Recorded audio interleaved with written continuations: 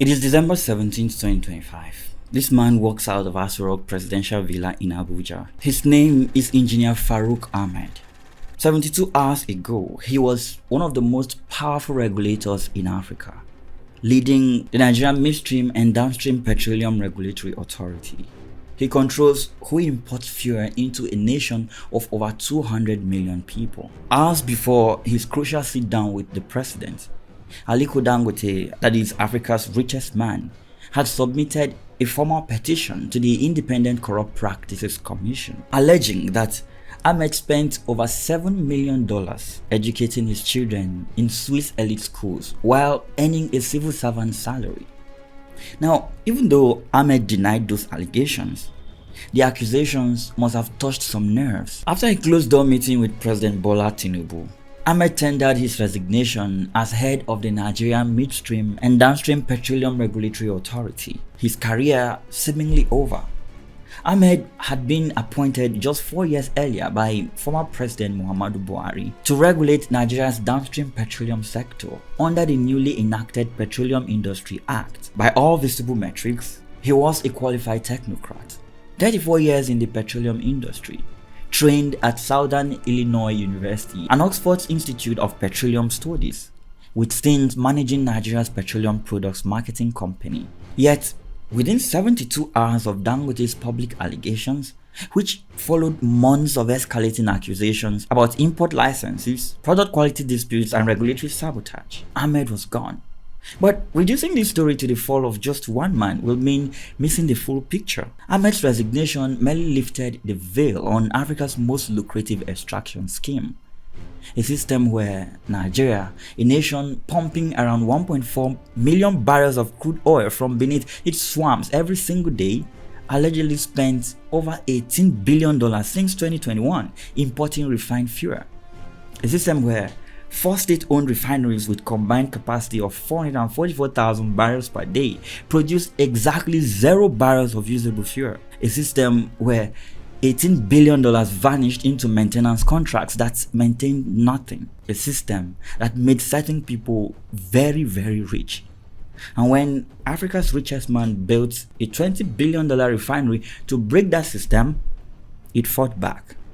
Now, in this episode, we'll examine every claim, follow every dollar, and answer the questions nobody once asked. Is Dangote fighting for Nigeria or protecting his investment? Was Ahmed truly corrupt or merely defending legitimate regulatory concerns? Who really wants this refinery to fail? And can Nigeria break the cycle, or will it simply trade one form of capture just for another? I mean, you cannot imagine somebody paying $5 million for educating 5 children. Even my own children, they didn't go to those schools. My children went to Nigerian secondary school. Nigeria is one of Africa's largest oil producers. 37.5 billion barrels of proven reserves. Oil fields stretching across the Niger Delta. Platforms rising from the Atlantic. Every day, 1.4 million barrels of crude surge through pipelines to export terminals. That crude travels 5,000 miles across the Atlantic to Rotterdam, to Antwerp, to refineries in Belgium and the Netherlands, where it is transformed into gasoline, diesel, aviation fuel. Then it makes the journey back another 5,000 miles, and Nigerians buy their own oil, refined abroad at premium prices. For decades, this made perfect sense to everyone profiting from it. The traders had a name for what they sold Nigeria. They called it African grade fuel. Gasoline and diesel blended to match Africa's weaker regulations rather than European standards. Fuel with sulfur content up to 150 times higher than is allowed in European cities. Fuel that would be illegal to sell in Amsterdam but perfectly legal to export to Lagos. A 2019 investigation found samples of imported diesel in Nigeria with 2,000 parts per million of sulfur. The European Union caps it at 10. That difference isn't just numbers. The World Bank estimates around 11,200 premature deaths annually in Lagos alone from air pollution. But in July 2024, something changed. This was the moment Engineer Farouk Ahmed steps to a microphone at a regulatory conference. He makes a claim. Dangote refineries diesel is, quote, much inferior to imported products, he says, saying it contains 650 to 1,200 parts per million of sulfur. Now, if true, this would be a disaster. A $20 billion refinery producing fuel too toxic to use. 2 days later, Nigeria's House of Representatives arrived at Dangote's facility in Lekki with independent laboratories. They test everything. Dangote's diesel, imported samples side by side. The results? Well, Dangote diesel had 87.6 ppm sulfur, while imported diesel sample had 1,800 ppm. That is for sample 1. Another sample had 2,000 ppm. Ahmed's claim wasn't just wrong, it was inverted. Domestic production was about 20 times cleaner than imports. If those test figures are accurate, it raises a different question. How did Nigeria's main regulator and Dangote end up telling opposite stories about fuel quality, and who benefits when the public can't tell which one is true? As of today, we are 87 ppm. Latest Tuesday will be at 50 ppm. By beginning of August, we'll be at 10 ppm. So in terms of quality, we are doing very, very well. To get a clearer picture of what just happened, you need to understand what Farouk Ahmed was protecting. Not intentionally perhaps, but structurally. The mechanics of Nigeria's fuel import system worked something like this. Step 1, the Nigerian National Petroleum Corporation allocates crude oil to international traders. That is companies like Vitol Group, Trafigura, Mercuria, Glencore. Now, these may not be household names, but they are giants. Vitol alone generated $400 billion in revenue in 2023. That is larger than most African economies, including Nigeria. Step 2, these traders buy Nigerian crude at slight discounts, maybe 50 cents below market price per barrel. Then step 3, the crude travels to Europe, to refineries in Rotterdam and Antwerp. Step 4, here's where it gets profitable. European refineries would blend what the industry called Africa-grade fuel. That is, they would mix high sulfur heavy fuel oil with conventional gasoline, add catalytic cracked gasoline, blend to match Nigeria's weak specifications instead of European standards. This saved them roughly $8 to $12 per barrel in production costs. And then step 5, the refined products shipped back to Nigeria. Freight costs add another $5 to $8 per barrel. Step 6, the traders sell the fuel back to Nigeria at international market price. So if crude was $80 per barrel, refined gasoline might sell at say $95 to $100. When you do this math, buy crude at a discount, capture refining margins, save money on quality downgrades, and add freight charges, they sell at full market price. These traders could be making approximately $20 to $31 per barrel on billions of liters annually. And then came the subsidies. Between 2009 and 2011, Nigeria's fuel subsidy program consumed $6.8 billion over 3 years. The subsidies were meant to help ordinary Nigerians afford fuel, but a 2012 parliamentary investigation found something quite troubling. 128 payments of exactly $6.3 million each made within 24 hours. This totaled $810 million. When investigators demanded to know who received the money, the Account General was not exactly forthcoming. A presidential committee recommended that 21 companies refund $2.5 billion. Parliament's probe documented $11 billion that simply vanished. Phantom cargoes, inflated shipping costs, products that existed on paper but never arrived at ports. Former Central Bank Governor Sanusi Lamido Sanusi said it plainly that fuel subsidy is a scam. Some people in power were making billions of dollars from it. Prosecutions were limited and outcomes fell short of public expectations, as is usual in Nigeria. And for international traders, Nigeria wasn't just a market, it was a gold mine. One estimate suggests traders extracted $3 to $5 billion annually from Nigeria alone. Potentially 25% of companies like Vitol's global profits from a single African nation. And the fuel they sold, a Swiss investigation documented it clearly. It was toxic, carcinogenic, illegal in the countries where it was produced, but perfectly legal to export. Belgium's environment minister admitted that, quote, for far too long, toxic fuels have departed from Belgium to West Africa. They are carcinogenic, they cause lung diseases, and are sold to countries with weaker regulations. Belgium approved a ban in 2024. By October 2024, the shipments had simply rerouted through Spain and Latvia, as reported by investigative outlets. As one Vito trader told investigators, quote, nobody wants to send high sulfur material, but the economics of it is the reason why that still happens. Yeah, the economics. That is the key. As long as the system was profitable, it would persist. But Nigeria had an alternative.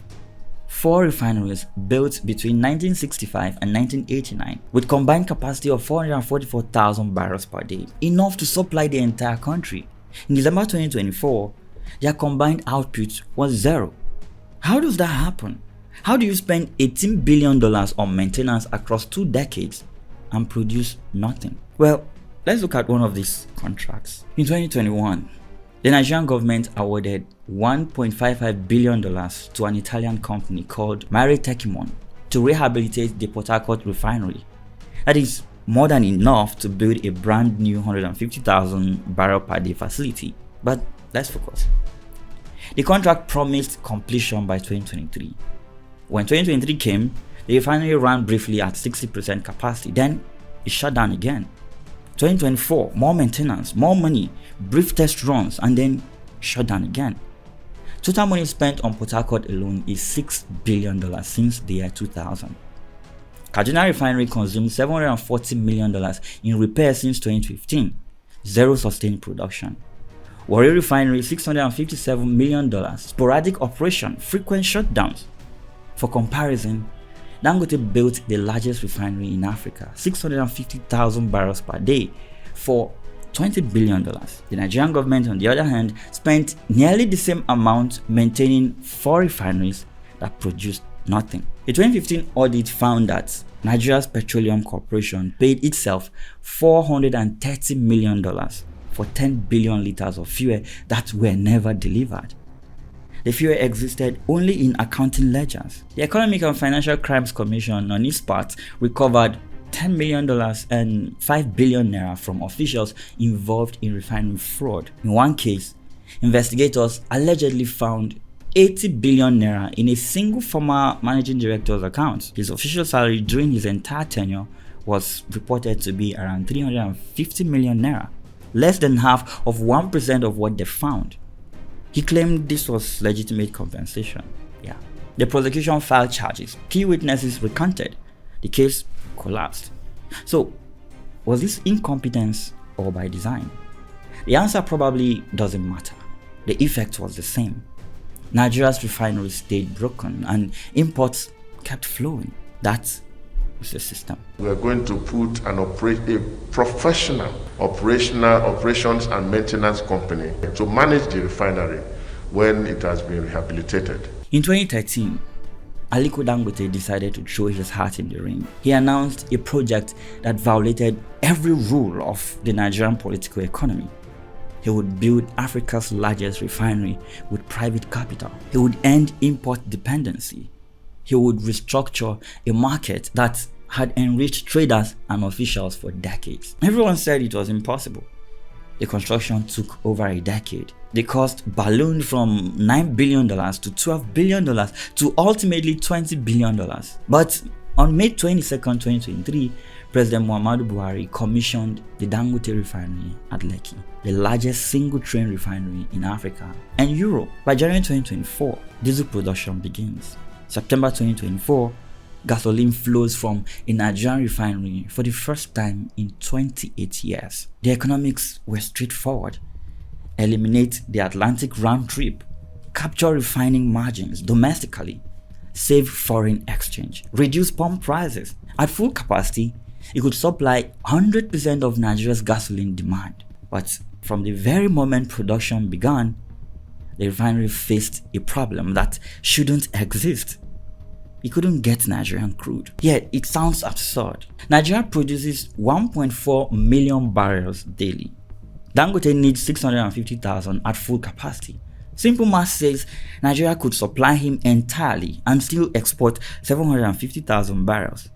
But instead, by mid-2024, Dangote was importing crude oil from the United States. Yeah, a Nigerian refinery built to end import dependency, importing American crude because Nigerian crude was harder to secure. When Dangote approached international oil companies operating in Nigeria, that is, companies like Shell, Chevron, ExxonMobil, guess what they said?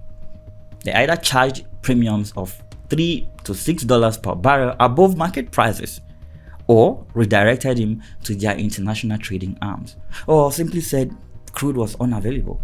By October 2025, Dangote said it had to import crude including from the US due to local supply constraints, an oil-producing nation forcing its domestic refinery to import oil from another continent. Meanwhile, Nigeria's fuel regulator kept issuing import licenses. Official data showed 52.1 million liters imported daily versus Dangote's 19.5 million liters. Even with a functional mega refinery operating, 73% of fuel still came from imports. We are actually, thinking that this refinery should belong to all Nigerians, and I think it is the right time for all of you to put in your savings and make sure you join us in this journey. The pattern became clear. This wasn't just market competition, it was systematic resistance. In July 2024, there were lies about the quality of the product when Ahmed claims Dangote's diesel was inferior.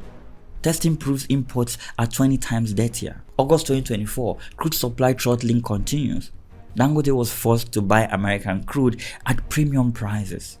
Then November 2024, a proposed 15% tariff on imported petroleum products is blocked by the regulatory authority.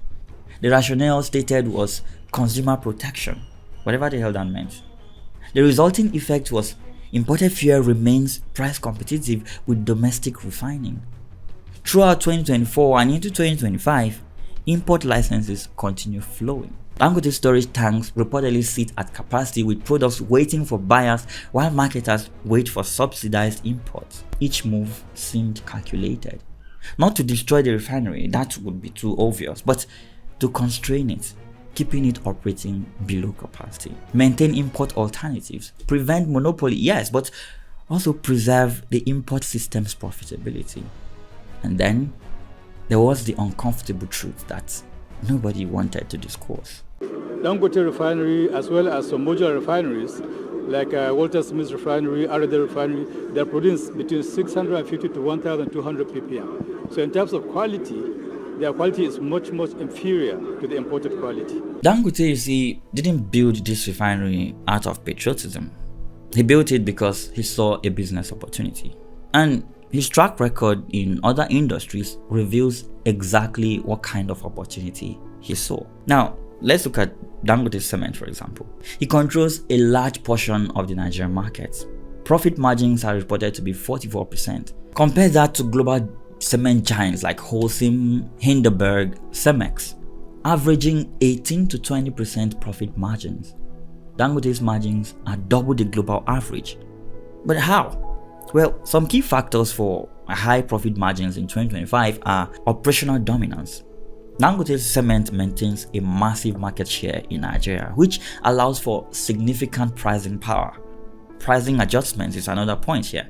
In 2024 and 2025, the company is said to have implemented strategic price hikes to offset naira devaluation and high inflation, which boosted their revenues, even as sales volumes remained relatively flat or even declined. And then there is the energy mix. Efficiency gains in Nigeria, including a favorable energy mix and the use of CNG-powered trucks, have significantly reduced production costs compared to previous years. Then there is the contrasting regional performance.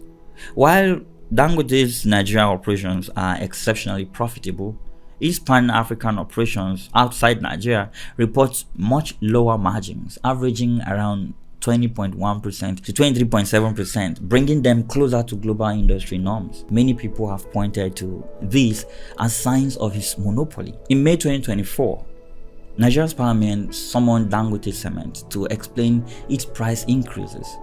The company didn't send representatives to the initial hearing. However, when parliament issued an ultimatum, They appeared but offered limited explanations. No action followed. Dangote replicated this model across industries like sugar, flour, salt. That is, build capacity with government protection, dominate the market, price at import parity, extract monopoly rents while claiming to serve national interests.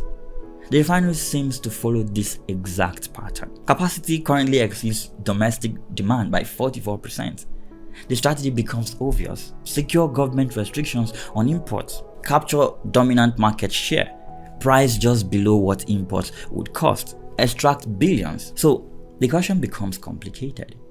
Is Dangote fighting for Nigeria or his balance sheet? The answer is both.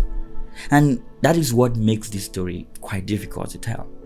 Right now, in December 2025, Dangote's interest and Nigerian interests align, breaking the import cartel, ending the subsidy fraud, securing domestic refining. These serve both his commercial objectives and Nigeria's economic interests. A functioning refinery is objectively better than perpetual import dependency, even if owned by a monopolist. But this alignment is temporary. Once imports are blocked and alternatives eliminated, Dangote's interests, of course, diverge. At that point, he will seek to maximize extraction, not minimize consumer costs. At 45 million liters daily consumption, a 300 naira per liter monopoly markup would extract 13.5 billion naira daily. That is 4.9 trillion naira annually. $3.2 billion transferred from Nigerians filling generators and vehicles to Dangote's shareholders. The optimal outcome would be maintaining competitive pressure. But Nigeria's institutions have never demonstrated that capability. So December 14, 2025, Dangote convenes a press conference at his Lekki refinery. He's flanked by lawyers and executives. The cameras are running. He makes an accusation. Farouk Ahmed spent over $7 million educating his children at Swiss elite schools with civil service pay. Dangote's question is simple. Where did this money come from? The man must come and explain to Nigerians how he paid $5 million for 6 years of his 4 children's education. Ahmed responds, claiming his children received merit scholarships. His late father, according to him, established education trusts. He has personal savings from 34 years in senior positions across Nigeria's petroleum industry. Well, supporting documents were not made public in those statements. By December 16th, Dangote files a formal petition with Nigeria's Anti-Corruption Commission. December 17th morning, Ahmed enters the presidential villa for a closed-door meeting with the president. December 17th afternoon, Ahmed exits. He resigned 72 hours from accusation to resignation. Notably, similar allegations had surfaced earlier in 2024 from a civil society group. That group later retracted their claims, stating they were, quote, based on misinformation. But Dangote went forward anyway. Whether Ahmed was corrupt or not, and that remains unproven, isn't actually the point. The point is that the timing raised a question Nigerians are now asking. Did this petition accelerate his exit? We attach evidence of monies that are being expended as school fees for his children in excess of $7 million annually. And we wonder, a civil servant in Nigeria, where he gets that kind of money to pay school fees alone. President Bola Ahmed Tinubu has nominated replacements immediately. For the downstream regulator, an engineer with hands-on refining experience. For the upstream regulator, an economist specializing in crude supply contracts. For international traders, the calculation shifted. Vitol and Trafigura have already adapted. They are now buying Dangote's exports for sale to other African markets. Yes, they will lose Nigerian import profits, but gain new export business. For Dangote, this seemed like victory. The regulatory obstacle appears to be gone. At least for now, the path to market dominance is clear. For ordinary Nigerians, the question remains unanswered. Right now, fuel still costs 950 naira per liter. But will that price ever come down? Critical period is the next 24 months. Watch what happens to prices when import competition fully disappears. At that time, will Dangote maintain competitive pricing or shifts to monopoly extraction? But there's a possibility. however slim, that this time things work differently, that presidential attention, international scrutiny, and Dangote's own legacy concerns combine to somehow maintain reasonable pricing, that he becomes the industrialist who genuinely transformed Nigeria rather than just another extractor in a better suit. The optimists believe it, the realists doubt it, and most Nigerians have learned not to trust promises. So, can Dangote prove his doubters wrong, or will he be replacing the system he fought so hard to remove?